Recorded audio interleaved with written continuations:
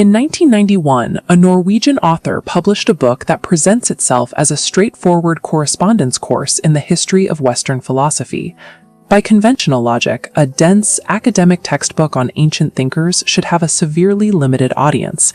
Instead, Sophie's World sold over 40 million copies globally and spawned feature films and video games. The story opens with 14-year-old Sophie Amundsen checking her mailbox. Inside, she finds two anonymous letters containing a pair of profound, unanswerable questions. Who are you? And where does this world come from? The book became a global obsession because it doesn't just list historical theories. It turns the history of human thought into a series of clues Sophie must use to investigate her own existence. Sophie begins receiving typed lessons from an unseen mentor named Alberto Knox. He starts her education with the foundational theories of ancient Greek thinkers. The curriculum progresses chronologically, eventually reaching the era of rationalism. Here, philosophers began interrogating how the human mind can successfully prove its own existence. As Sophie learns to question the nature of reality, her physical environment starts to glitch. She finds a message written in ink on the inside of an unpeeled banana, and her mentor's dog starts speaking to her. The anomalies escalate from strange quirks to impossible fictional intruders physically walking through her hometown. By integrating these anomalies into Sophie's timeline, Gaarder forces the protagonist and the reader to experience a philosophical crisis as a physical reality. The narrative eventually reveals its true shape. Sophie and Alberto are not human beings. They are characters living inside a manuscript. Their universe is the creation of Albert Nag, a local god dictating their lives as a birthday gift for his daughter Hilda. To fight back against an all-powerful author, Alberto teaches Sophie the philosophy of Immanuel Kant, specifically focusing on the strict limits of human reason. Kant argued that humans can never know objective reality, what he called the thing in itself. We perceive the world exclusively through the subjective lenses our brains use to organize data, like time and space. Alberto uses this theory to show Sophie that her universe has specific, artificial limits. If time and space are just categories of the mind, then her reality is only as broad as the author's imagination. They must fully recognize the exact boundaries of their simulated reality before they can attempt to break out of it. The curriculum serves a distinct secondary purpose.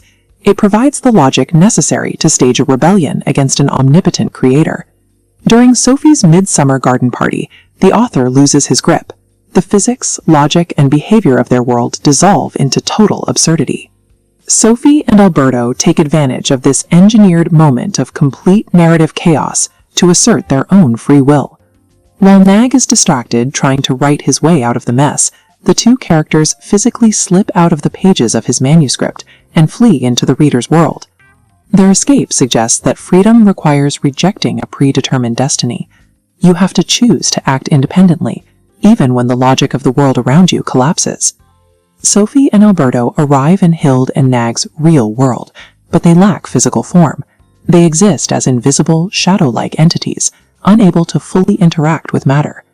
Despite having no mass and no place in the real world's laws of physics, they refuse to remain passive observers.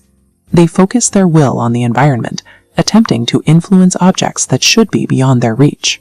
Meanwhile, Nag delivers his final lesson to Hilde about the Big Bang, reminding her that all matter, and every person, is connected across vast expanses of time. He explains that everything in the universe is made of the same ancient material, meaning the barrier between a creator and his creation is thinner than it seems. When Sophie finally manages to untie a rowboat in Hilde's world, she breaks the logic of her own fictional nature. It suggests that if an invisible construct can exert a will of its own, then the laws of a creator are never absolute. The narrative focus pulls back one final time, moving past the characters and landing directly on you, the reader. Gaarder designed the book to function as a mirror. By forcing us to doubt the reality of Sophie's world, he prompts us to look at the structures of our own and ask who, if anyone, is writing our script. The novel ends on a core existentialist note.